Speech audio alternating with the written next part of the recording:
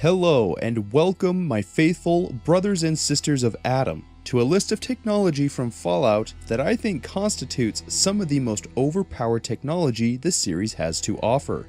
Fallout being what it is, there is a lot to choose from, so I think it is important to define what exactly I mean by overpowered tech, because it's not just technology that is really good at killing people or destroying things. Examining all the technology within the Fallout series, certain things stand out as being particularly incredible, useful, or amazing. So much so, in fact, that we have absolutely no real-world counterparts or examples, and really the best way we can describe some Fallout technology is voodoo magic. I'm taking a handful of these technologies to talk about why they are so overpowered and what makes them so interesting, while also contrasting them with our world's technology. In compiling this list, I am choosing to omit some tech that can be found in Fallout that is undoubtedly more advanced than anything we have in our present day. FEV is one such example of an advanced technology that can have some pretty amazing results.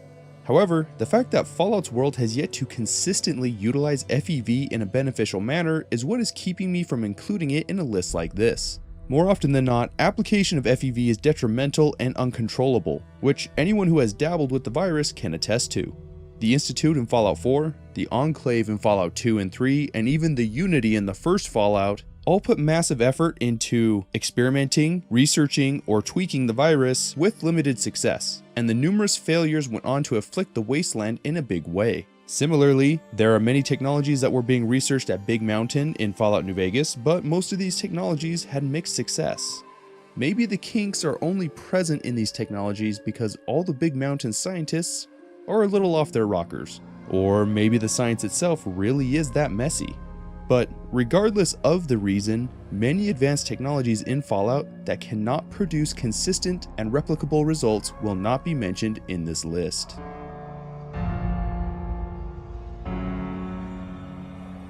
The bread and butter of sci-fi for decades has been the fantastical teleportation technology. It is hard to understate the incredible impact such a technology would have for the world, both for good, like the ability for people to be anywhere they want at any given time, or for evil, using it for nefarious purposes, or as an advantage in wartime. The implications of such a technology have captured the imaginations of people for so long that it is a trope of sci-fi, and Fallout, being what it is, namely a representation of what the 50s thought the post-millennium time would look like, has two noticeable instances of teleportation in Fallout New Vegas and Fallout 4. In Fallout New Vegas, as the player is first starting the Old World Blues expansion, they are led to an outdoor movie theater, where a satellite of some sort has crashed and is projecting a video of a large eye onto the movie screen. Interacting with the satellite will cause the player to be warped to the think tank, and the DLC begins. Once completing the DLC, the player is given a special item that is considered a weapon in-game, but only has one function, and that is to transport the player back to the think tank. The Big Mountain Transportal Ponder is a curious device that looks a fair bit like the detonator, but when equipped and the trigger is pulled, will transport the player to Big Mountain, so long as they are not inside any structure. Conversely, using it inside Big Mountain will result in the player being transported back to the drive-in, and thereby the player is able to go between the two locations. The first time the player is transported, a blue tunnel-like force field surrounds the player, similar to the tractor beam from Fallout 3, before a flash of blue light and an electric sound overwhelm the player as they are transported.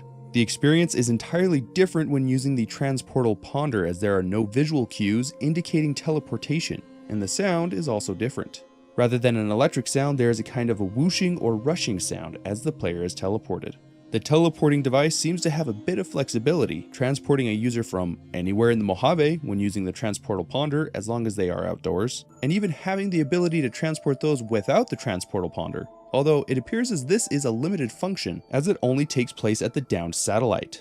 We don't know anything else about the capabilities of the teleportation system, other than what we see in-game, and the think tank never elaborates further on this groundbreaking technology. We may assume that the satellite has important teleportation technology within itself, and is therefore the reason the player will always teleport back to the satellite when leaving the think tank. On the other side of the United States is the Institute, who, while not quite as unhinged as the think tank, are hyper-focused on scientific inquiry, and as a result have had groundbreaking achievements. Besides the obvious synthetic organics, they have successfully developed a teleportation machine that enables easy access to the Institute from the surface, although it comes at a great energy cost. We get a little more information from the Institute about the details of their teleporter, or, as they call it, the molecular relay.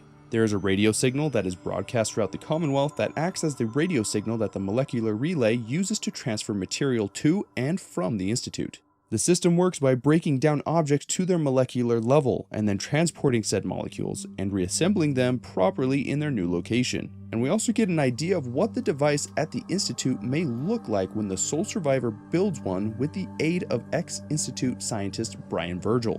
We can also see that the player is capable of teleporting to the Institute once they are on friendly terms with the faction, only needing an additional component added to their Pip-Boy.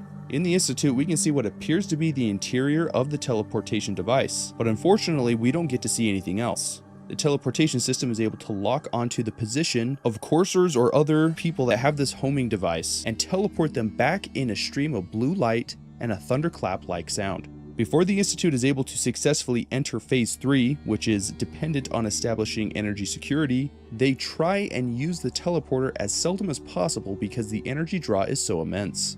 After Phase 3, it no longer seems to be much of a concern, and it is used liberally during events like the Institute attack on the Brotherhood of Steel. We learn a bit more about the limitations of the device though with the Far Harbor DLC, since the island lies outside the effective range of the molecular relay.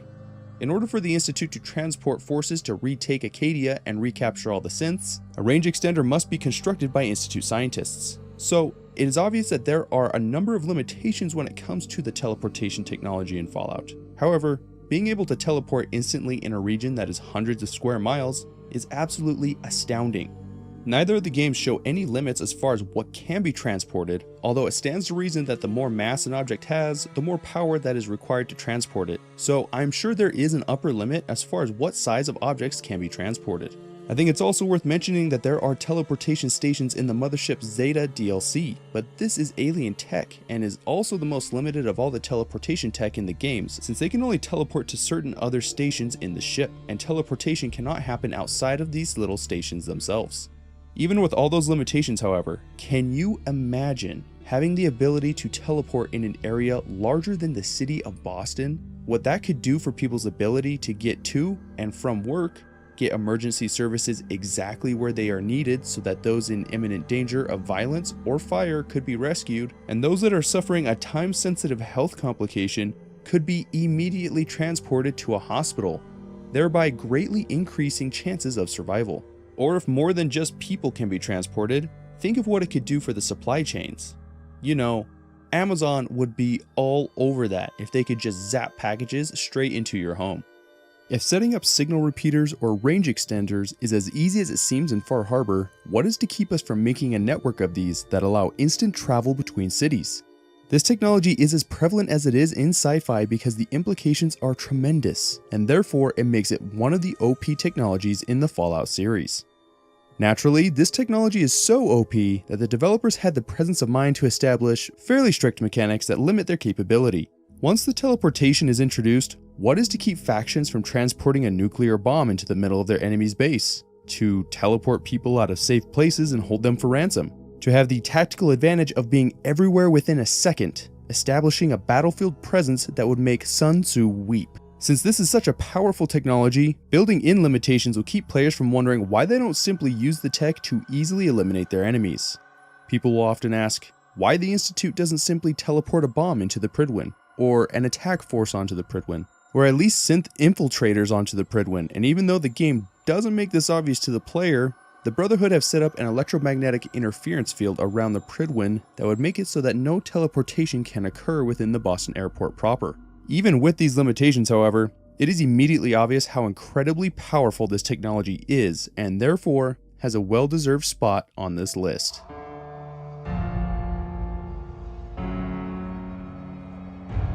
Robots in the Fallout series are more advanced than anything in our world, and they come in many flavors depending on the intended function. Everything from the friendly Mr. Handy to the tank-like sentry bot and loads of robots in between, Fallout's robots show us time and again they possess greater adaptive behaviors, mobility, artificial intelligence, and combat capabilities than anything we can muster.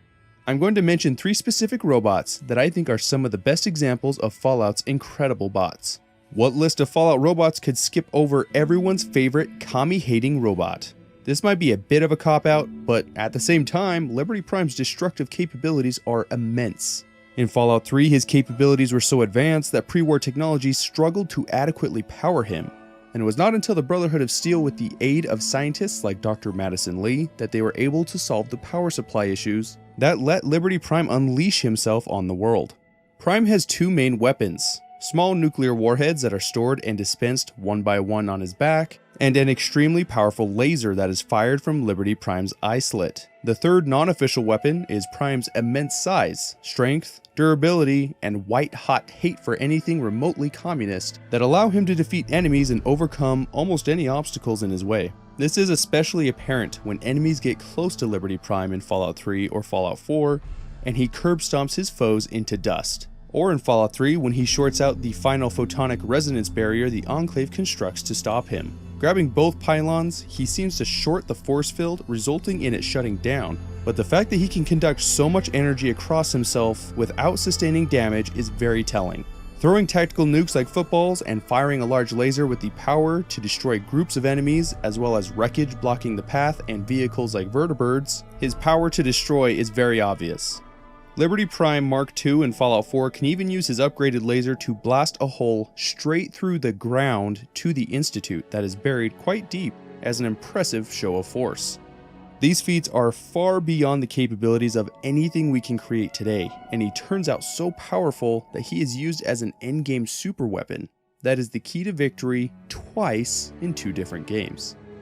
Robo-Scorpions are the brainchild of Dr. Mobius and terrorize the think tank and really whatever else is unfortunate to cross their path at Big Mountain. We aren't here to talk about just any Robo-Scorpion though. We're here to talk about the most impressive of them all, the X-42 Giant Robo-Scorpion, who is the Big Daddy, or at least became the Big Daddy after an even larger variant was built and had to be destroyed by Dr. Mobius after it frenzied and started consuming too much power. The Giant Robo-Scorpion is the ultimate form of a design that was first made during the pre-war in order to fulfill a US military contract, but had too many issues to be officially commissioned before the Great War officially ended all military contracts. Being made of Saturnite, which is an advanced polymer alloy, made it very resistant to most forms of conventional damage, really only vulnerable to pulse and EMP weapons. It uses a so-called atomic laser that irradiates targets as well, doing extra damage. The large pincers are powerful and quick, allowing it to deal with close-up targets and can make quick work of the courier if they are not sufficiently armored. Although the X-42 doesn't exhibit this behavior, other models of the Robo-Scorpion utilize the Stealth Boy technology to go invisible, and all versions of Robo-Scorpions have a data-draining ability as well that terrifies the think tank, since all they really are brains hooked up to some tech, so draining their knowledge would be pretty terrifying since that's really all they have.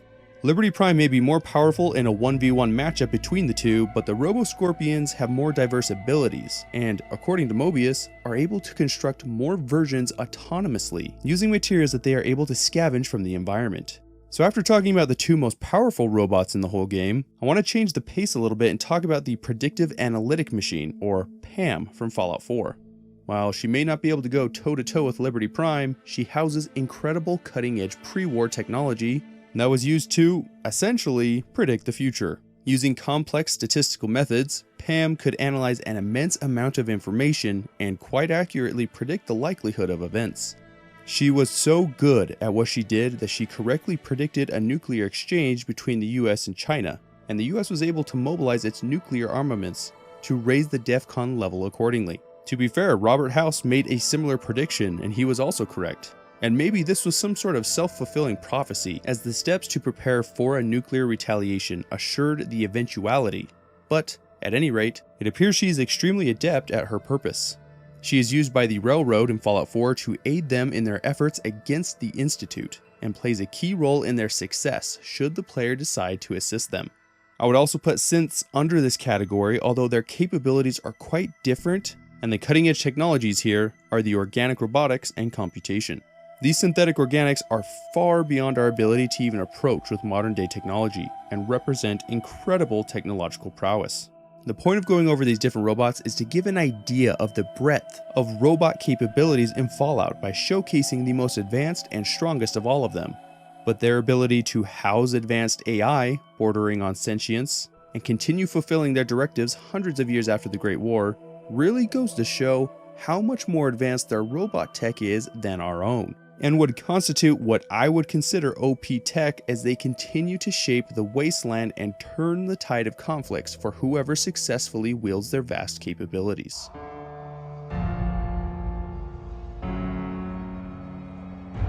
In the desolate wastes of what used to be a grand casino, there lies several interesting and potentially powerful technologies. Originating from brilliant scientists, like those at Big Mountain, these technologies captured the imagination of one Father Elijah, who saw the incredible potential of these technologies, one of which were the so-called vending machines of the Sierra Madre. Introduced in the Dead Money DLC, they are found in the Sierra Madre proper, except for one lone vending machine that is located in the abandoned Brotherhood of Steel bunker that the player travels to in order to start the DLC. Their origin is unclear, as they first debuted at a world fair, although we don't know by whom. The reason I say so-called vending machines is because they do not operate how a normal vending machine works. Rather than merely dispensing items that are regularly stocked and loaded into the machines, they assemble whatever item is requested, using nothing but energy and raw materials. Well, if that's the case, where exactly are they getting this energy and these raw materials? Certainly someone must be stocking these machines with said raw materials for these machines to produce items. That is where things get even crazier. The vending machines only accept one type of currency, if you will, and that is the chips provided by the Sierra Madre that were to be used in gambling, but were also part of the abysmal pay that the Sierra Madre's founder, Frederick Sinclair, thought befitting his employees. These unique octagonal chips are more than just a store of value for gamblers. They are complex technology packed into a tiny space. Made up of advanced alloys and some sort of nuclear battery, they provide the vending machine with the raw materials and power to create whatever item is requested by the user. This would mean that the Sierra Madre chips are consumed in the process, but luckily there exists a process that can produce forfeit Sierra Madre chips using a fission battery and scrap metal. That is all the vending machines need, and depending on the item's value, which may be directly proportional to its complexity, more chips will be needed to create an item. That is really it though, except for holotapes that hold the requisite data for the crafting of some items. They are all the machines need to create many things, including food, alcohol, chems, stim packs and other aid items, clothing, ammunition and weapons, or weapon upgrades. It truly runs the whole gamut, and all that is needed are these tiny little chips. That is a level of technology that is absolutely too good to ever believe could be possible, as the number of elements needed to be included in each chip and the amount of power they would need to supply the machines would seem impossible. Naturally, the machines themselves also draw from a power source, so the power provided by the chips may not be entirely necessary, but we are left really with only two possibilities for how the vending machines use the chips to create all these items. One is that there's a little bit of most elements in these chips, and the vending machines can isolate what it needs and then use only what is needed to construct the desired item. In this scenario, the leftover elements that are not needed for that specific item would be stored in the machine to aid the generation of other items, rather than simply being discarded. The other option is even more advanced and assumes that whatever material the chips are made out of can be transformed into other kinds of materials, meaning that it really only needs energy input to cause this sort of molecular transformation.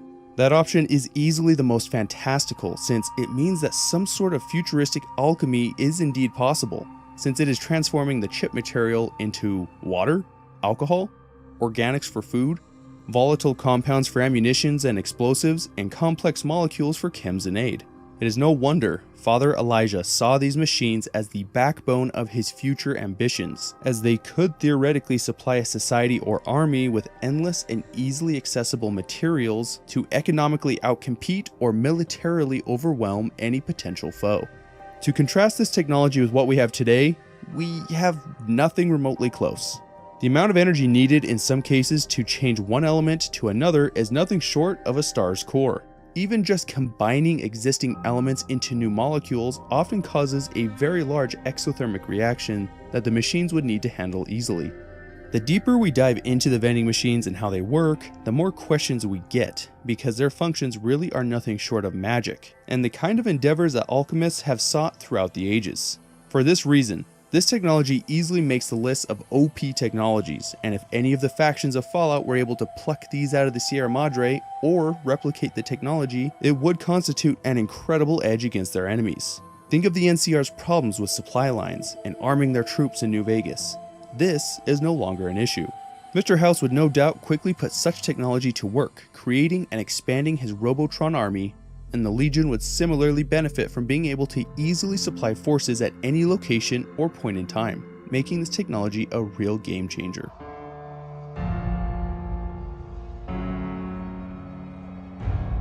Simply put, Fallout is not Fallout if we omit the myriad of energy weapons present in the games. Laser weapons, plasma weapons, Gauss weapons, and other obscure energy weapons like the Tesla rifle, Holo rifle, Mesmetron, and Pulse gun represent weaponry that either does not exist in our world or has been miniaturized and maximized to a point that outstrips even our most advanced examples. Take, for example, laser weaponry that is portable enough to be easily carried by one person and strong enough at times to reduce the entirety of an enemy's body to a pile of ash. Some of the most powerful lasers in existence can have similar combat capabilities approaching those of the Fallout universe. However, these lasers are huge and are required to be hooked up to a steady electrical source in order to operate. There is nothing remotely close to a man-portable system of sufficient power to defeat armor, outright kill enemies, or reduce some to ash with a portable power source to boot. Plasma weapons and other weapons like the Mesmetron are examples of weapons that we have no modern analog to, since the technology is so fanciful that we barely have any real theoretical examples. These weapons are superior to conventional ballistic weapons in most areas, meaning that an army properly equipped with energy weapons would have a distinct advantage over a conventionally armed force, all other things being equal. The broad range of weapons would also mean that specialized defenses against one type of energy weapon, like reflective shielding for lasers, would not be as effective against something else like Tesla cannons or gamma guns. The Enclave is an example of an ultra high-tech faction that punches far above their own weight, considering how big their organization actually is. Although the Enclave continue to get their butts kicked all around the wasteland, they are a threat to groups which are much larger than themselves. The Mesmetron represents another energy weapon with capabilities that we cannot replicate, causing people to become disoriented enough to give away all their belongings, become enslaved, or even just have their heads explode. The mechanics behind these weapons are fun to think about, but quite impossible the deeper you go. How do plasma bolts stay together over great distances? How do Tesla weapons manage to shoot an arc of electricity directly at the intended target rather than some closer or more conductive target? What in Adam's name is protonic inversal? So many questions and no other answers other than science.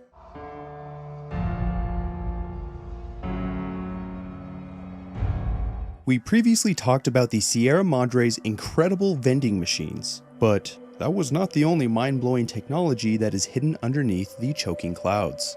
Holographic sentries walk the halls dutifully to this day, quickly dispatching threats with technology that the wasteland has never seen before. Throw away all expectations you have of holograms, because Fallout's hologram tech defies many what we would consider normal hologram limitations. First and foremost, people would logically conclude that holograms would come from some sort of projector that would need to be close to the hologram, or at least have a direct line of sight to the hologram, so that it could project or manipulate light in order to generate the hologram. While this is true in some instances, like the hologram that Father Elijah uses at the main plaza at the Sierra Madre, oftentimes the security holograms, both inside and outside of the casino, can be found projecting a hologram all the way on the other side of a wall where it doesn't have any line of sight.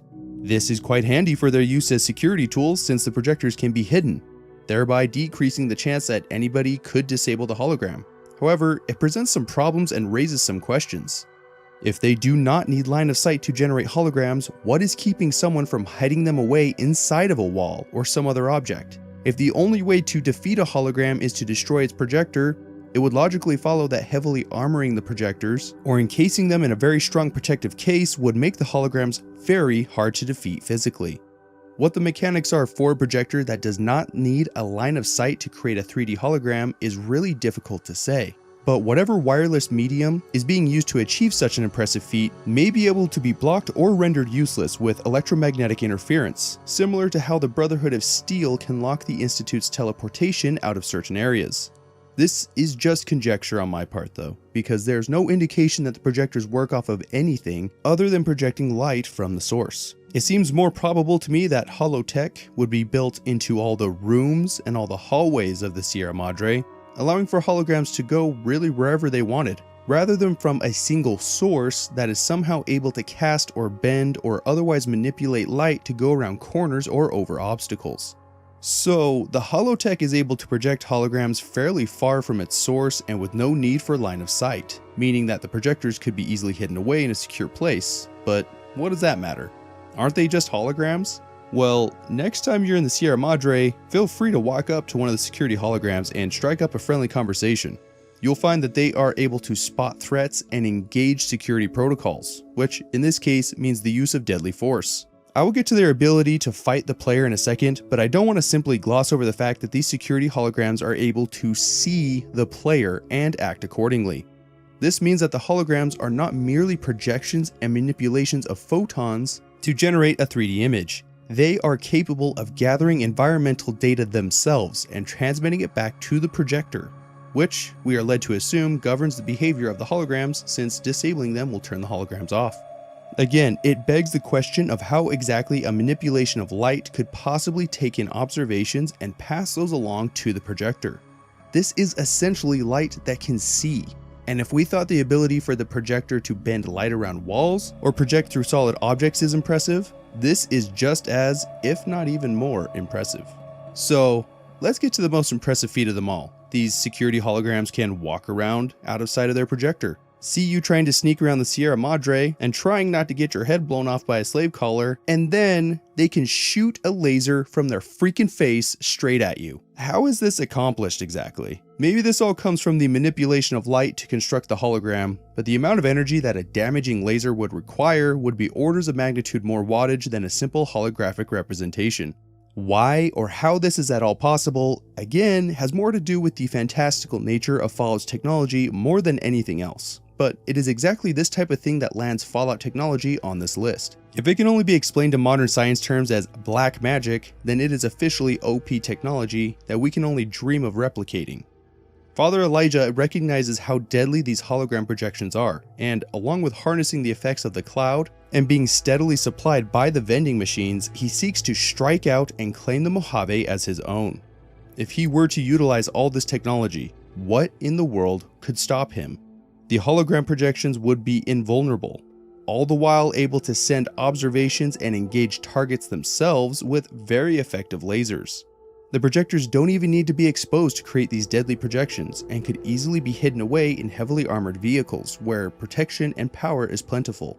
The end slides will speak of the devastation Father Elijah will bring upon the Mojave should the courier side with him, taking various facilities like Hoover Dam and Helios 1 and later dividing the Mojave and driving both the Legion and the NCR from that area because of the red choking cloud and the so-called ghosts in the cloud that are invulnerable to gunfire, all the while being easily supplied by the vending machines. In our world, we are only now starting to get to the point where we can have full 3D holograms, but they cannot be far from the projection source, and they definitely lack the capabilities to gather environmental information, and, of course, shoot any type of laser. This tech is so overpowered, even in the Fallout universe, that it can overcome the forces of both the Legion and the NCR, which are the two most potent forces in the Mojave. If that is not overpowered, I do not know what is.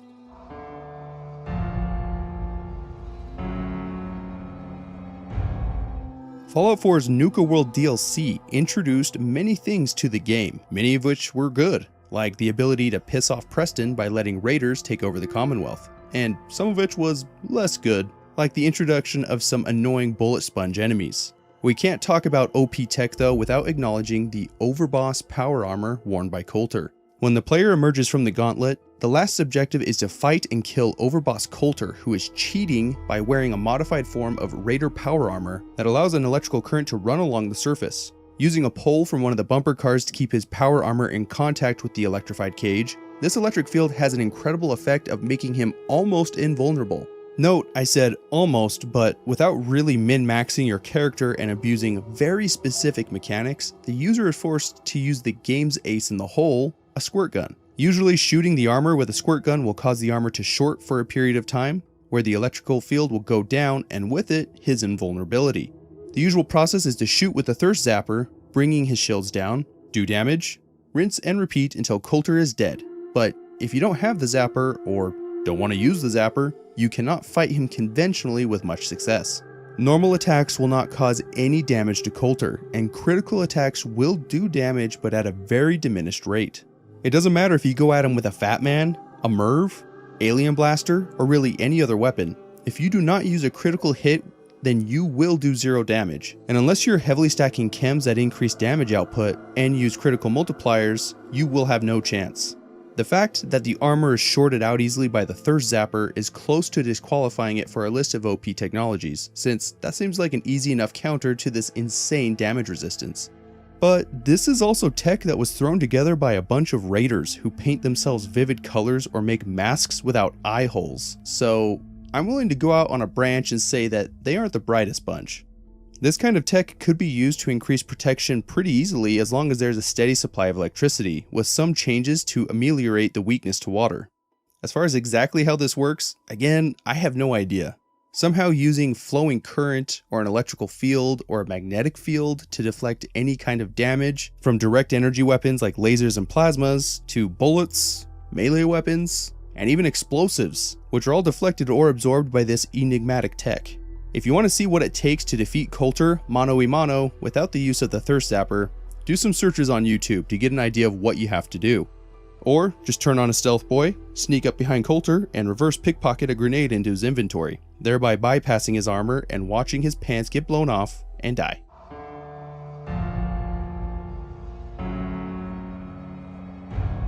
Force fields are present in every single Fallout game to date, but usually go unnoticed by most players, except for the Mariposa military base, am I right? They come in a variety of colors and forms, but are used to either block doors and entryways to keep prisoners in their cells, or keep unauthorized personnel from getting into places.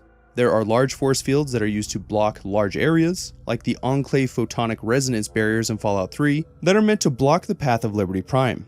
There are barriers like the radar fence, which keeps the science experiments and creatures that are made in the Big MT inside, for the most part. The Chinese have a pulse field in Operation Anchorage that electrifies a large area that prevents any electronics to go across without getting fried, and laser grids that also act to block egress in certain military facilities.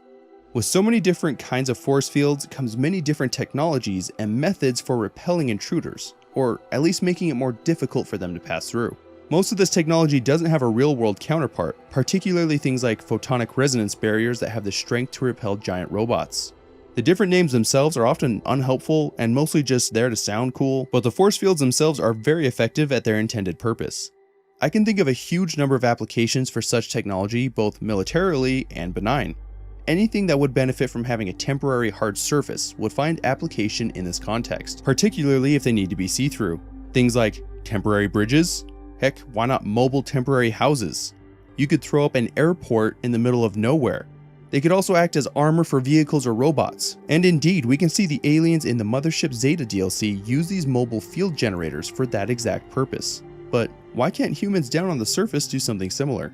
Small strung force fields could have an impact on how war is conducted, if these easily deployable force fields could be carried by units or even dropped ahead of units in advance of a battle. To be fair, there are a few uses of force fields in Old World Blues, like to replace missing panels on satellite dishes and to cover holes in the ground in a few places. But the number of opportunities and applications this tech could be used in is quite enormous, and I definitely feel like it is underutilized. But like some of these other technologies, maybe that's for the better. When you have OP technology, it is easy to get stuck in a narrative or mechanics rut, since so many problems can be overcome with the application of the technology, or it starts to disrupt the carefully crafted world due to how powerful it is. While I don't necessarily think that the force fields would be this problematic for the lore, it is obvious that they use the force fields in a way that works with their 50s sci-fi tropes, rather than really thinking of all the applications that clever people would integrate them into. Force fields shown in Fallout don't have any modern analog, and the most cutting-edge technology that can be loosely defined as a force field are experimental direct energy weapons, like lasers that can defend a given area. We are far from any sort of force field that we see in the Fallout series, hence the inclusion of this sci-fi fever dream technology on this list.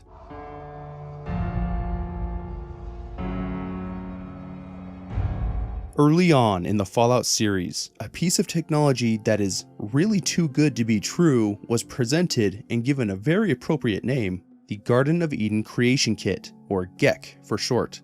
And no, I don't mean the dev kit from Bethesda, but an object created by the mysterious Future Tech, which is a division of Vault Tech that since Fallout 2 has been mentioned in every game. The G.E.C.K does what the name implies. It is a piece of advanced terraforming technology that could purify water, clean the air with atmosphere chemical stabilizers, seed and soil supplements, cold fusion power generators, and matter energy replicators. Whoa, that is some seriously advanced tech, and we will jump into some of that juicy stuff in just a second. But what does this device even look like?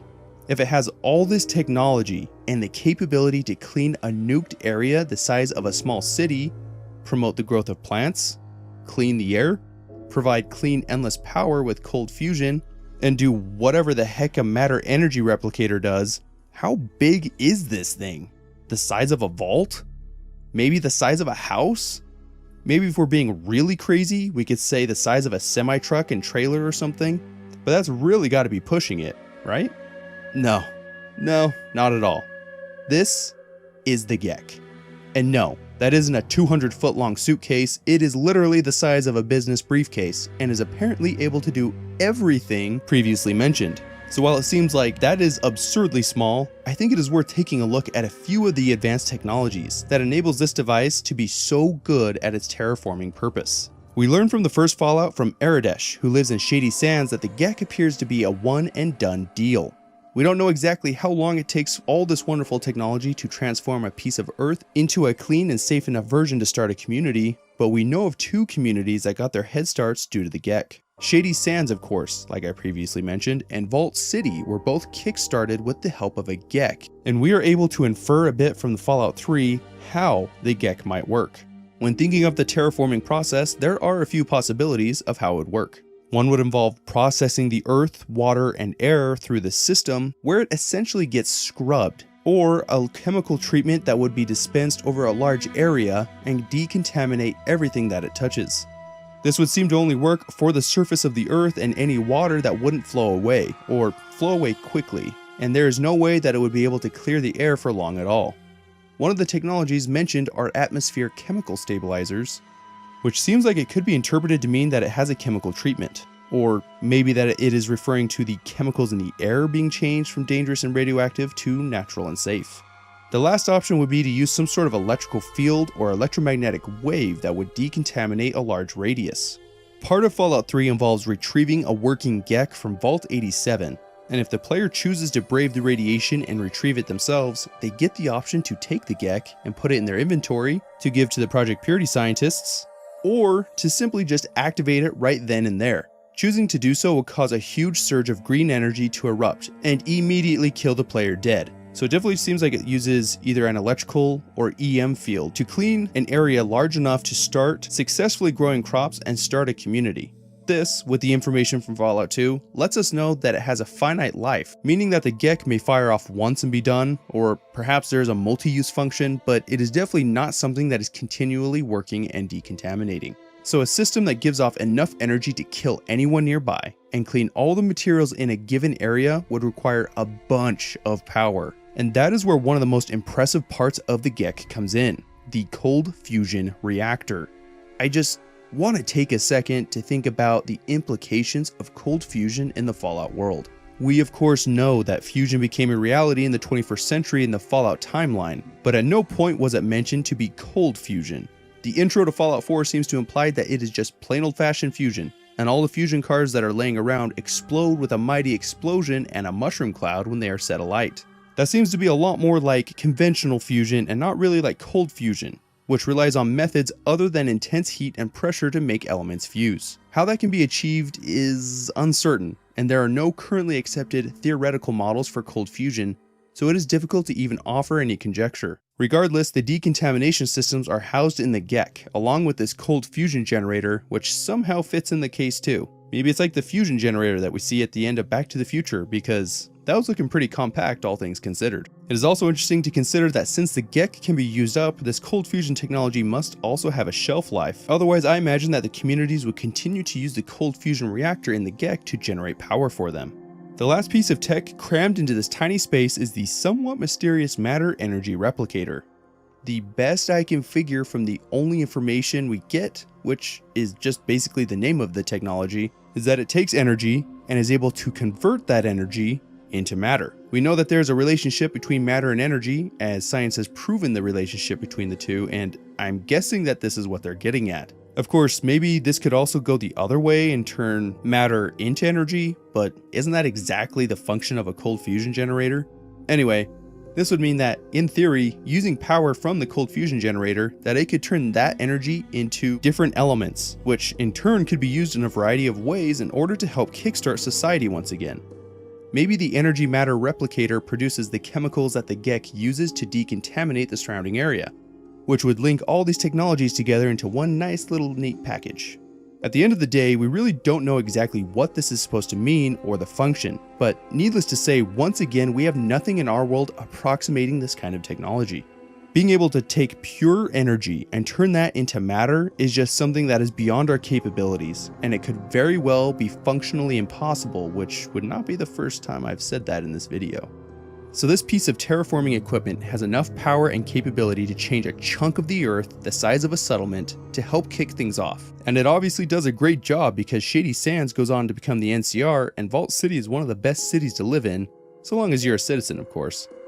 If you don't think that is OP technology, then you probably wouldn't be satisfied with any technology, short of a universe-destroying weapon or something. That is my OP technology of Fallout, and I ended it with what I think is the most incredible of them all. What do you agree or disagree with? Was there anything that I should have mentioned? Like maybe the auto docks should have been on the list. Let me know in the comments because I always get great feedback and bits of information from you guys. Now, on to my comment highlights. I got a lot of kind and encouraging messages in my 50K special on my controversial opinions, and thank all of you that commented and left me well wishes. It is honestly those kinds of responses that help motivate me to continue making content for all of you, so thank you all for being so awesome. The Scots Layer mentioned that the elixir of life may be a reference to ichor, which in Greek mythology is the blood of the gods and is golden in color. This could certainly be the reference that is being made for this Easter egg, given the health and endurance increasing effects. Many of you mentioned all the various non-coffee recipes that have been popular throughout history. Everything from coffee substitutes in Eastern Germany, to Mexican prison coffee, to Civil War coffee substitutes like chicory. So it is certainly not that unusual that Fallout would create their own version of coffee that isn't actual coffee. But one comment I found very interesting was from Eric the Red, who mentioned that historically Mormon settlers would use roasted coyote tobacco and honey mesquite for coffee substitutes. Being from Utah myself, I had never heard of this, but it has me intrigued, and I would be interested in trying it to see what it's like. Dank wrote a very interesting comment on Datura that is worth a read and has been pinned, so if you want to read the whole thing, it should be easy to find. Datura is very interesting, so if you want to learn more, check out Dank's comment. A few of you corrected me in stating that in Fallout 76, Brahmin milk not only does not irradiate the player, but will actually reduce rads by a decent amount. This is interesting because it is the first time that Brahmin milk is available as an actual drink in a Fallout game. It seems to have the same effects that are mentioned by Moira Brown in Fallout 3. After helping out with the Wasteland Survival Guide by dosing themselves with hundreds of rads, the player will be rewarded and treated by Moira, which she mentions involves the use of Brahmin milk to help remove the rads. It is just cool that this obscure little reference is honored by Fallout 76, even though they are several games apart. Waffle Blitzkrieg mentioned that the company tea was a beverage that was common amongst miners that included black tea, water, spirits, and sugar, which is not too far from the company tea recipe in Fallout 76. Personally, I couldn't find any reference to company tea being a real beverage anywhere, so I'm just taking this on faith, but the recipe was so specific and unique that I had a hard time believing that it was just some made-up recipe. A few of you mentioned that the combination of a potato and tomato is not as unusual as it may seem, since they are both part of the nightshade family, and it has been proven that the plants can be grafted together. I'm going to get more into this type of thing in my upcoming videos that will go over the plants of Fallout, but I think that is pretty cool and very interesting. It is also one of those things that you wouldn't really think of combining unless you already knew that they were in the same family and were actually compatible enough to be grafted together and produce fruit. Adeptus Fantasticus took a bit of time to tell us a bit more about war trophies, stating that while it is a common practice, in the US you are not supposed to take those trophies home. Rather, they are to be surrendered to their military superiors. So remember that next time you're taking war trophies. I just wanted to bring this little comment to everyone's attention from Symphonic Convergence because it was such a good unethical life pro tip. Bask in the disgusting glory that is this comment. Bridgeman spoke to the rash warning that is found on Fallout 76 ground coffee, and that it is understood to be a niacin flush that can occur to people that consume a large amount of niacin.